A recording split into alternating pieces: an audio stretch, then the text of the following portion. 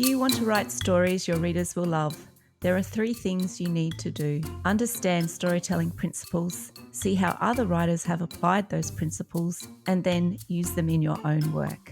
Here on the Story Nerd podcast, our goal is to demystify story theory. We'll help you with the first 2 steps so that you can get started with the third. I'm Melanie Hill, writer, editor and poet, and I have a passion for spy stories, fairy tales and master detective novels. And I'm Valerie Francis. I'm a writer and literary editor, and I focus on stories by, for, and about women. On today's episode, Valerie pitched The King's Speech so that we can study empathy. This 2010 film was directed by Tom Hooper from a screenplay by David Seidler. Of course, there will be spoilers because we can't talk about the movie without talking about the movie.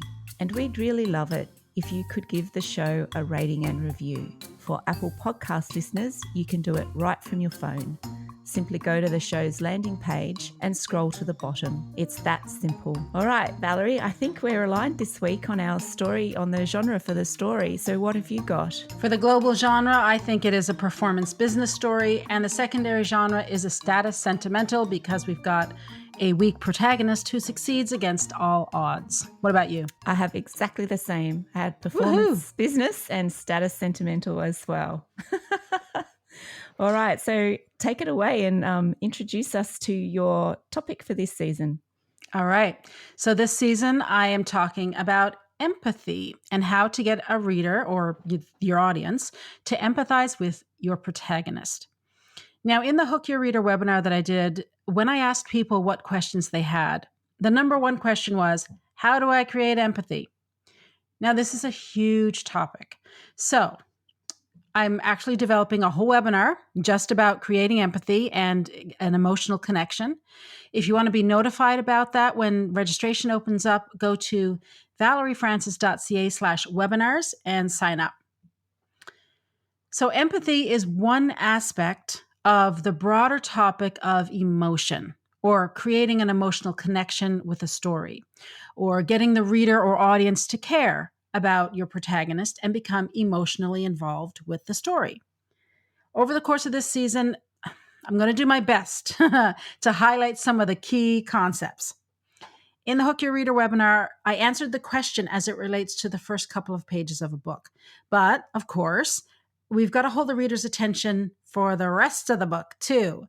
And we've got to build emotional attachment continuously right to the very last page. The first thing to understand is that empathy isn't a storytelling principle. Rather, it's an effect that's created when the other storytelling principles work together. This is why writers struggle with it so much, or at least it's one of the reasons. Most writers don't understand the craft of storytelling well enough. I know that's a jagged little pill to swallow, but it's true. We don't understand storytelling principles, or you can call them the fundamentals or the rudiments if you want to. They're the tools that we use to do our job. Most writers are looking for a quick fix. And when it comes to writing a story that will connect with a reader on an emotional level, there isn't one. I am so full of grim news this week, aren't I? I know. If I had a magic pill or the magic solution that I could say, here is 3 quick and easy steps to create emotional connection with your reader, I would give it to you. I really would. But there isn't one. Now, another reason that writers struggle so much with empathy and emotion and creating emotion in a story is because there actually aren't that many craft books or theory books that discuss it in any detail. Generally, what I found when I've been pulling out all my craft books, what I found is that their discussion of emotion focuses on how to convey the character's emotion. In other words, they're talking about how to describe the way a character's feeling. And you know what? The writers who are looking for a quick fix, they just grab the emotion thesaurus and they call it a day. But describing a character as having a furrowed brow when she's angry isn't what it means to develop an emotional connection with the reader. That kind of thing is surface level stuff. And when you're trying to get your book to stand out in an agent's slush pile, or you want your book to stand out among the 50 million titles on Amazon right now, and the number's growing, or you want to have a book that's more interesting than something that AI will soon be able to produce, I'm telling you, surface level descriptions like a furrowed brow or running a hand through a hair is not going to cut it. As artists, we've got to go deeper. We've got to be prepared to do the hard work of learning this craft. An agent is not an editor. The acquisitions editor at the publishing house isn't a story editor. Now, they might want to be, but they can't be. They don't have the time. Seriously, do a little research into what it's like to work for a publishing company these days. Like, it will shock you. If you don't already subscribe to Jane Friedman's Hot Sheet, do yourself a favor and subscribe today. And that's not an affiliate. I don't know Jane personally. I'm just a subscriber to the Hot Sheet, and I know how valuable it is. The bottom line here is that if who your protagonist seems to be on the surface is who she really is, your story is in big, big trouble. Okay, so what does it mean to have an emotional connection to the story? What does emotion mean? Well, emotion's a pretty broad term, right? And it encompasses a lot. That's why I'm doing a whole webinar about it. And that's why here on this season of the podcast, I'm narrowing it down to focus just on empathy. And I'm even only going to be able to touch on the high points of empathy. That's all I'll reasonably be able to cover, I figure. And if you haven't watched the movies that we talk about each week, it's going to be tough for you to understand what I'm talking about. And when I say watch the movies, I mean an active, engaged viewing. I don't mean having the movie playing in the background while you're cooking supper, because that won't cut it either. But come on, how hard is it to sit down and actively watch a movie? It's not that hard. It's not that hard. And it's your job. Think about it. Your job is to sit down and watch a movie on Friday night. That's pretty nice as far as I'm concerned. All right. So empathy is one of those topics that separates the amateurs from the pros. There is no hiding from that fact. I cannot sugarcoat it for you. I wish I could. I can't. But you know me, I don't really sugarcoat anyway. It wouldn't be on brand for me to sugarcoat. All right. So creating empathy and generating emotion has to do with knowing on a profound level exactly who your characters are and are not, especially the protagonist. You have to know what your protagonist wants and why she wants it, and your reader needs to know it too. It has to do with the reader understanding what happens if the protagonist doesn't get what she wants. In other words, knowing the stakes. And of course, Melanie, you're going to talk all about stakes this season.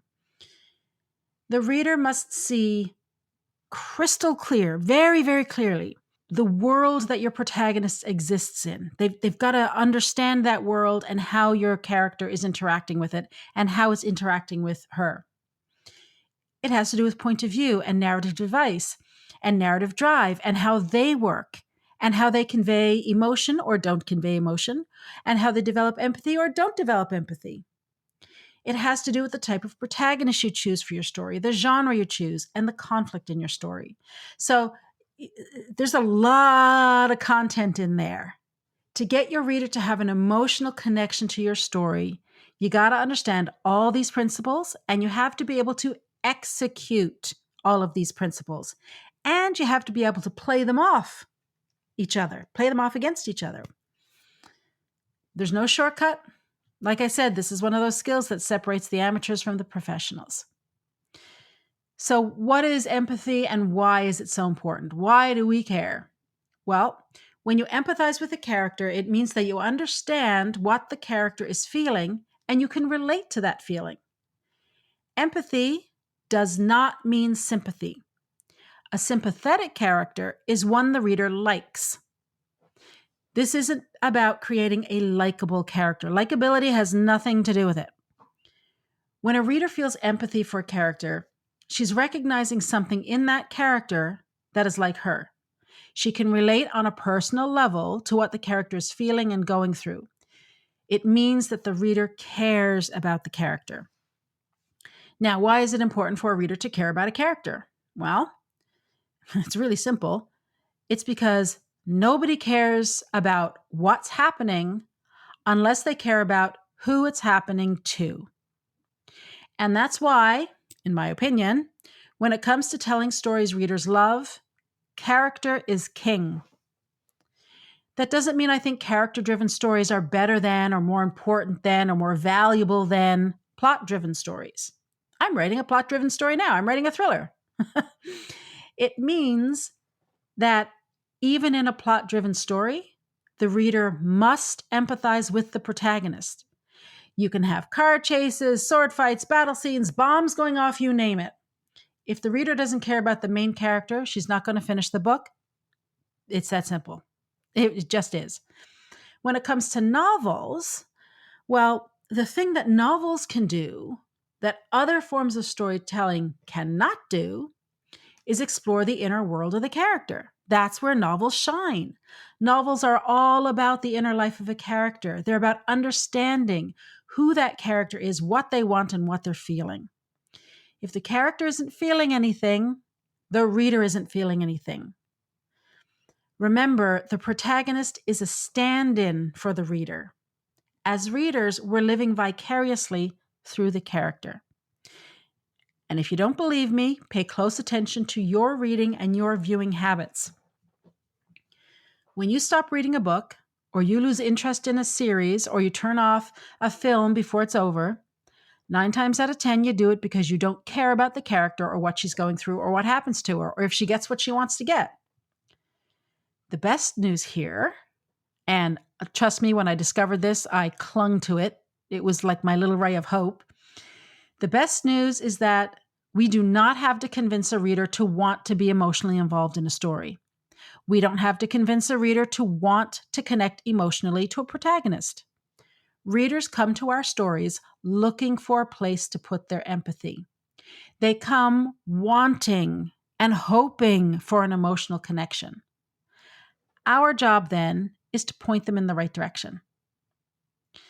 In Wired for Story, Lisa Cron writes, quote, "If the reader cannot feel what matters and what doesn't, then nothing matters, including finishing the story. This means that everything in a story gets its emotional weight and meaning based on how it affects the protagonist. Neutrality bores the reader. If it's neutral, it's not only beside the point, it detracts from it." That's a pretty important lesson to learn.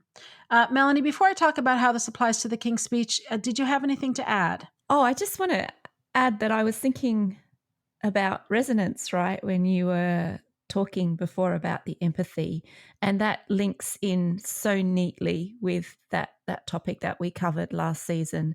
And if that didn't show us last season about why readers come looking for certain stories, then I don't know what will. So I think empathy is that more that finer level of detail that links back to resonance. And like you said, wanting to put your empathy somewhere. You want to experience those feelings, those thoughts again. And that is why we look to story. So I just wanted to add that in there as again, as that bigger craft piece of how all of these little things fit together to give us a big body of work and a body of craft that we need to learn and apply. Alrighty. So, what about the King's Speech? Well, this is an excellent story to study for all kinds of reasons.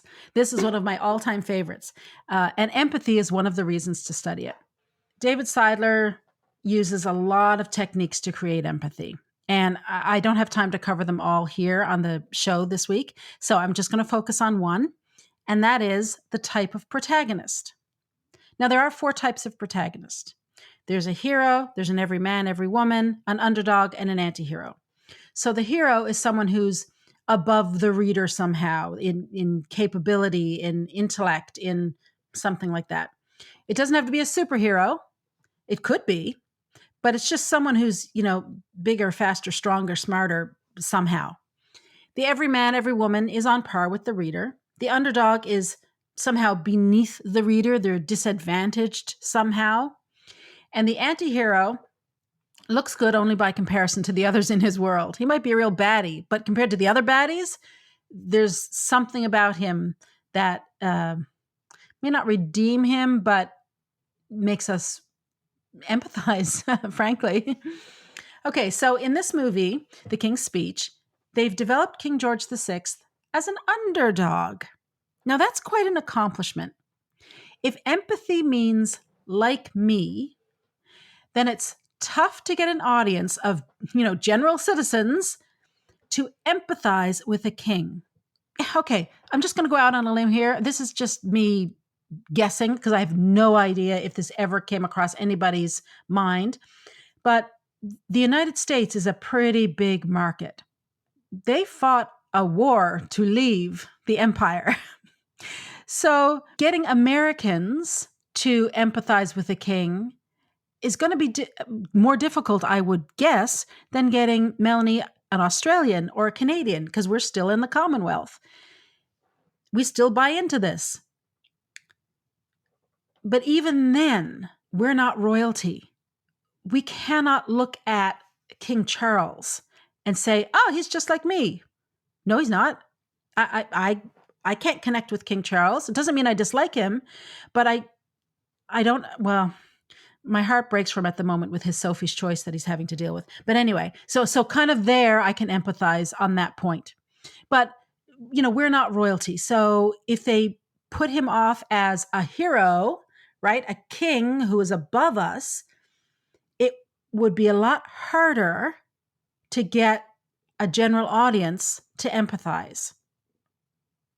But when they take that character and they make him an underdog, then we root for him. And this is a performance story. We love performance stories. We love underdogs in performance stories. We just eat them up. These things are crowd pleasers. So he's not called King George VI. He's not even called Albert, which is his given name. He's called Bertie. So this is all demoting him, I guess, making him more like us. He's just Bertie. Bertie is second in line to the throne. He's the less important brother who was not given the same training or the same education, the same opportunities, the same attention as David, who's the firstborn. David was trained to become king because he's first in line to the throne. Bertie was not favored by anyone.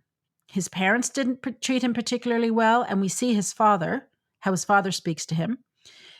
His siblings didn't treat him particularly well. One of his nannies flat out abuses him.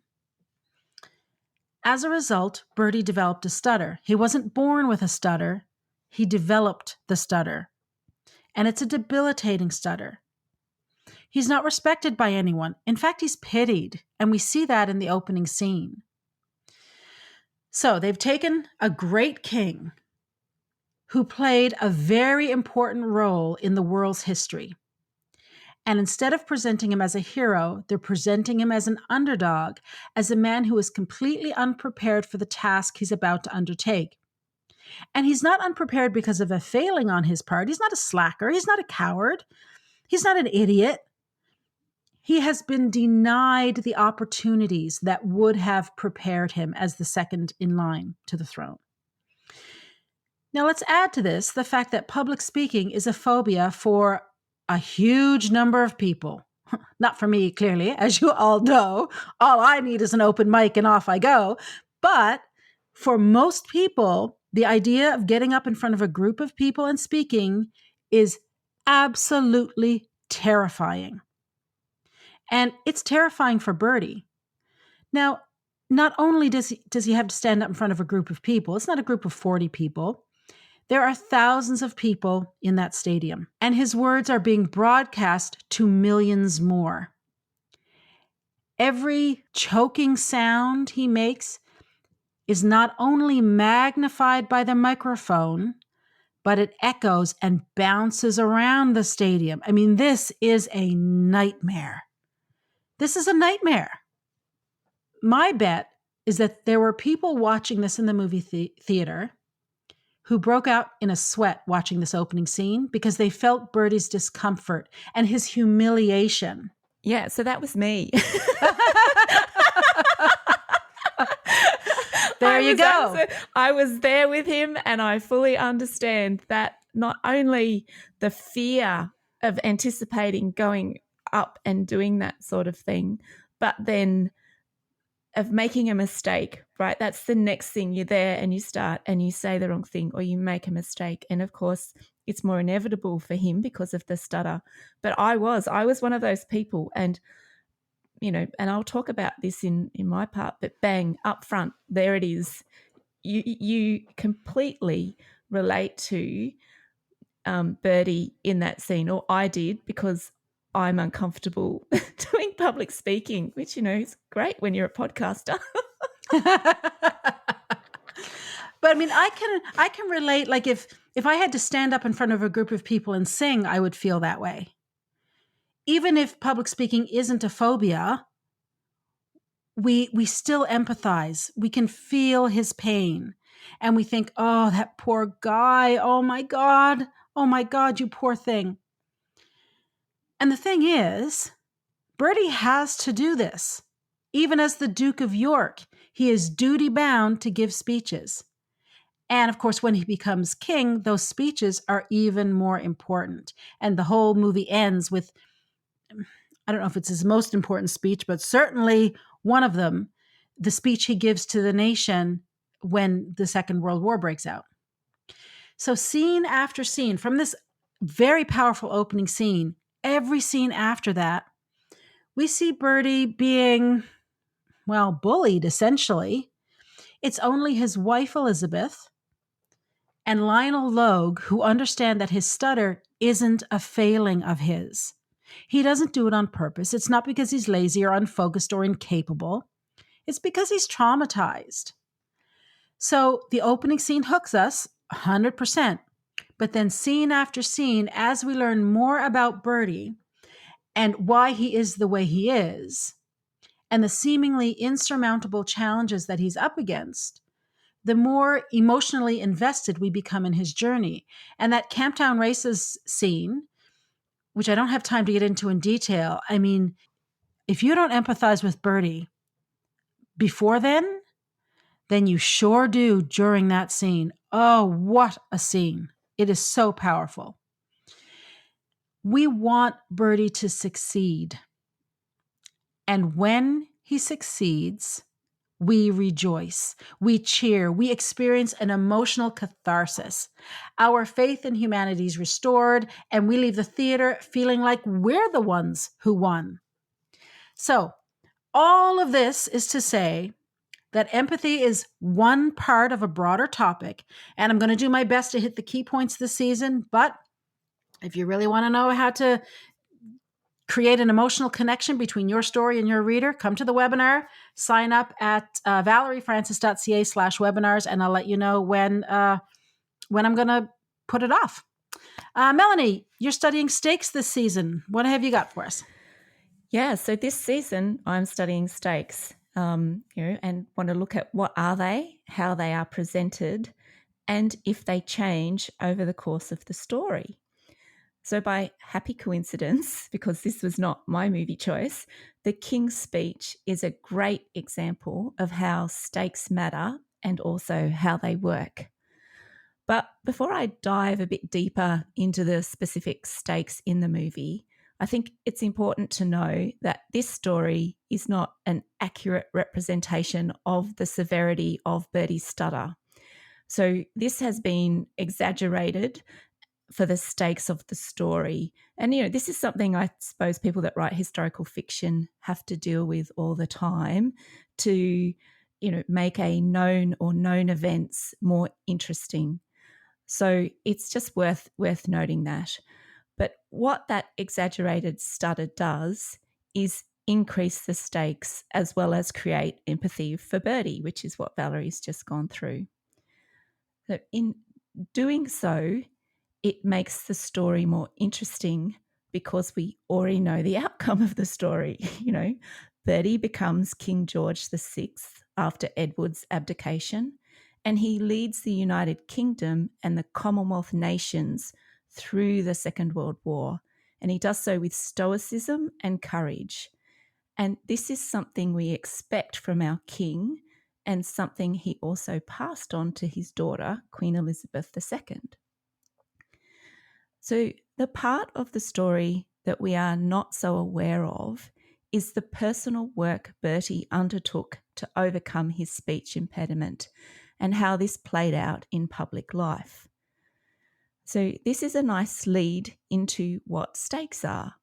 So my research into this topic has revealed some interesting things. The first is that a lot of story theory texts describe stakes as what's at risk. Now, I think this is incomplete and not helpful when you're writing your story. For example, every day there is a risk that I could fall off a cliff. The likelihood of this happening is slim because I don't normally go near many cliffs in my day-to-day life.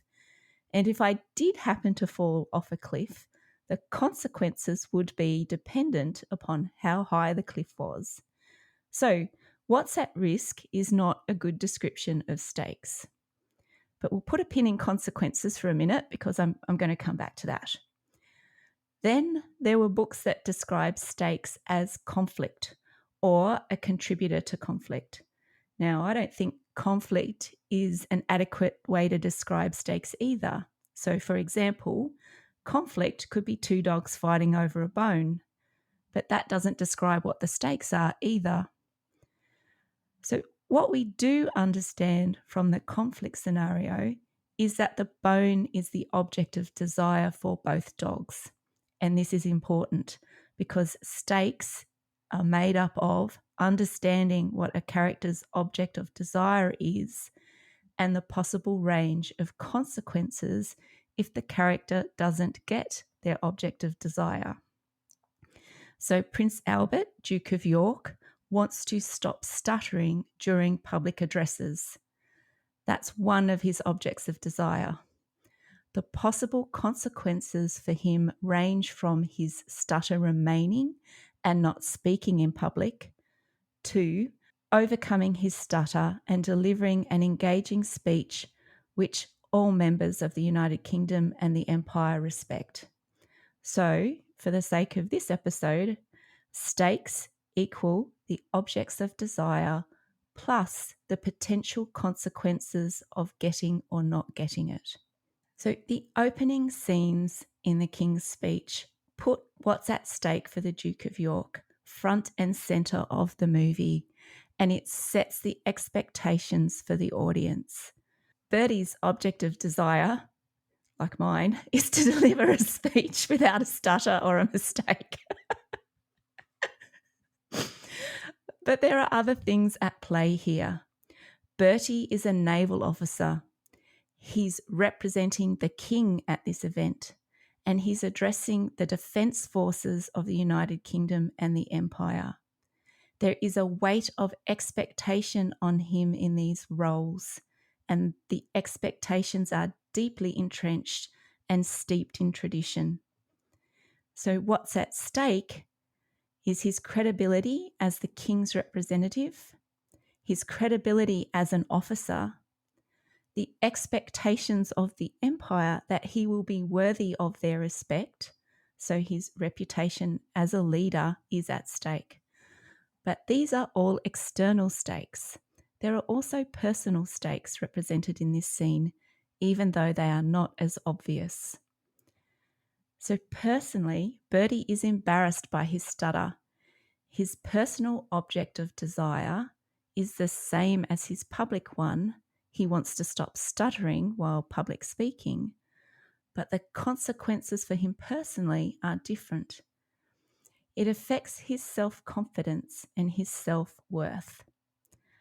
Presenting the personal and public stakes in the very first scene of a story is an incredibly powerful storytelling technique, and one that all writers should pay attention to. This is compelling stuff, especially when we know the ending or the outcome of the story. This opening does triple duty. It reintroduces us to historic characters, creates empathy, and establishes the stakes. Like, wow. If you need an example of a powerful opening, then I think this is one of the best. Right? So that's pretty big praise, right? Well, it only gets better from a stakes perspective. So let's quickly look, though, at the stakes for the other characters, because this is something as well that I think we need to be more aware of as writers. King Edward's object of desire is to marry the woman he loves, who is twice divorced. The consequences for him range between accepting his responsibility as king and head of the Church of England and giving up his romantic love, or marrying his love, creating a constitutional crisis, and abdicating as king. Again, there are public and private stakes for the king, and we all know what choice he eventually made. Now let's look at Lady Elizabeth Bowes-Lyon, who became the Queen Consort to the United Kingdom and the British Dominions. So she has good stakes too.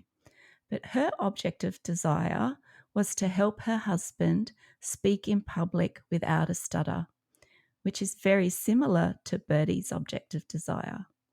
The consequences, though, for her range from accepting that he'll continue to stutter and also watch his self-confidence deteriorate. Or she can help him and watch his confidence grow and become the man that she knows he can be. Now, Lionel Logue also has stakes, although his are revealed a bit later in the movie, in probably the latter half. So Lionel's object of desire is to help Bertie overcome his speech impediment. The consequences for him range from a loss of his professional credibility for his unconventional methods as a speech and language therapist, or he can gain credibility for his unconventional methods and increase his professional reputation. The secondary characters in this film don't all have public and private stakes. You could argue that in real life, King Edward did, but he doesn't have a character arc in this film. Only Bertie does. And I think this is important when it comes to stakes. The protagonist usually has private stakes and public stakes, and this aligns with the global and the secondary genres. Before we think about that in greater detail, we need to understand one of the most fascinating things about stakes in a story, and that is that stakes increase or they morph over time.